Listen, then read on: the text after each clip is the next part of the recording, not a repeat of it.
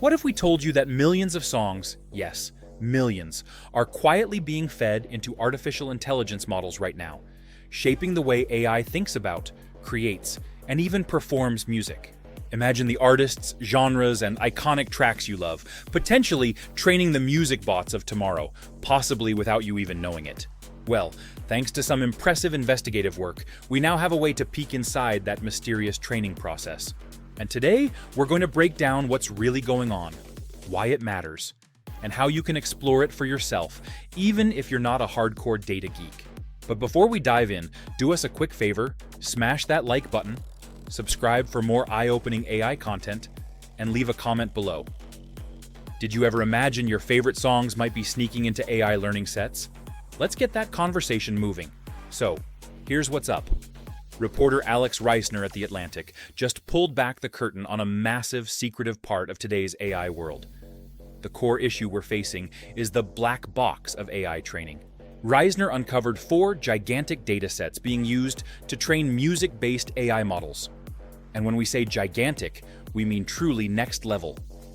2 of these datasets contain a jaw-dropping 12 million and 9 million tracks each. The other 2 are smaller, but with more than 100,000 songs apiece, they're still massive by any stretch of the imagination. But this raises a fundamental question of data ownership. At our firm, where we implement AI solutions for construction, legal, and engineering organizations, we've seen this play out in other sectors. Whether it's structural blueprints in engineering or case law in the legal world, the integrity of the data source is paramount. We've learned that without transparency, trust in AI systems quickly erodes. We understand the tension between technological progress and protecting human creativity. It's unsettling to think that your creative expression is being reduced to tokens and vectors in a dataset. Let's compare 2 approaches. For a long time, the industry standard was secrecy. Datasets like Common Crawl were massive and difficult to audit. This led to a success built on a fragile foundation. In contrast, The Atlantic's searchable database represents a shift toward accountability. They've turned a secret process into a public conversation. This is the difference between hiding origins and allowing for scrutiny. Think of it this way.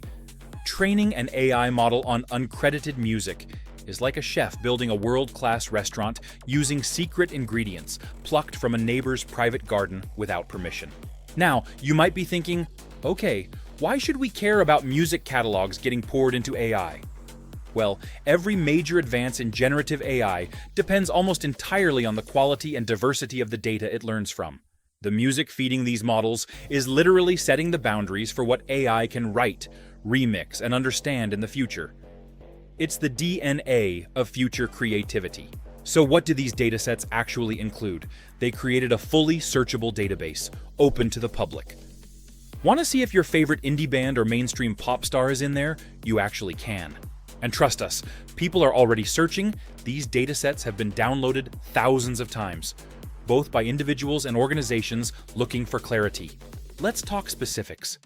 2 gigantic sets hold together roughly 21 million songs combined.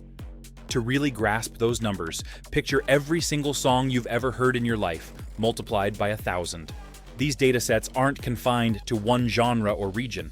We're talking everything from obscure folk music to EDM bangers to experimental jazz.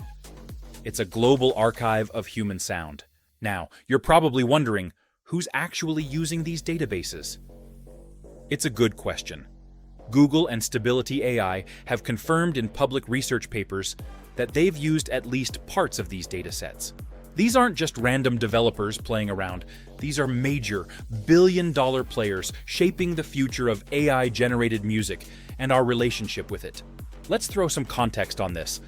Some sources, like the Free Music Archive, contain music that's free to stream for personal use.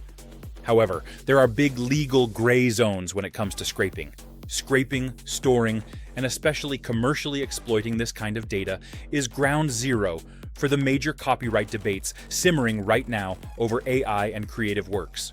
But let's not forget, this isn't all doom and gloom. By making these databases searchable and available, The Atlantic is essentially giving artists and the public real tools to hold this process accountable.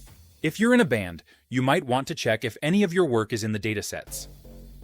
Ethics nerds and AI builders themselves can now see exactly what AI is learning. And that's ultimately the game changer here.